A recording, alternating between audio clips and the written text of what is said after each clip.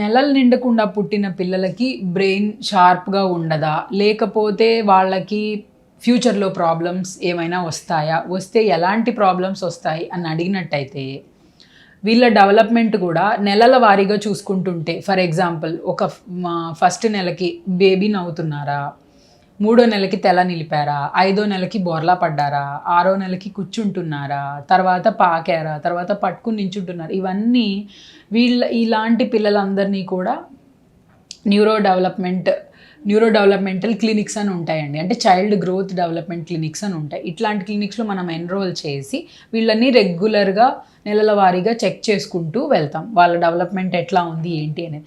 ఎక్కడైనా కూడా తేడా అని అనిపిస్తే, అంటే 5వ నెల తర్వాత కూడా బోర్లా పడకపోవడం, 6వ నెల తర్వాత కూడా కూర్చోకపోవడం, ఇట్లాంటి ప్రాబ్లమ్స్ అలా ఉన్నాయంటే ఎర్లీ ఇంటర్వెన్షన్ అని అంటాం.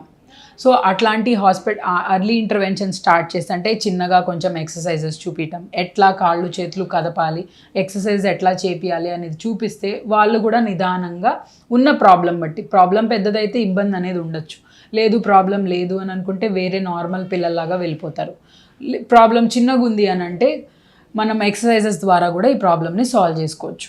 సో వేరే ప్రాబ్లమ్స్ ఏమీ ఉండొచ్చు అంటే కొంతమందికి బిహేవియరల్ ప్రాబ్లమ్స్ అయితే వచ్చే రిస్క్ అయితే ఉందండి. కానీ అది ఇప్పుడు మనం చూస్తుంటే ప్రీటర్మ్ పిల్లలకే కాదండి, ఈవెన్ టర్మ్ పిల్లలకు కూడా ఈ బిహేవియరల్ ప్రాబ్లమ్స్ అనేవి వస్తున్నాయి.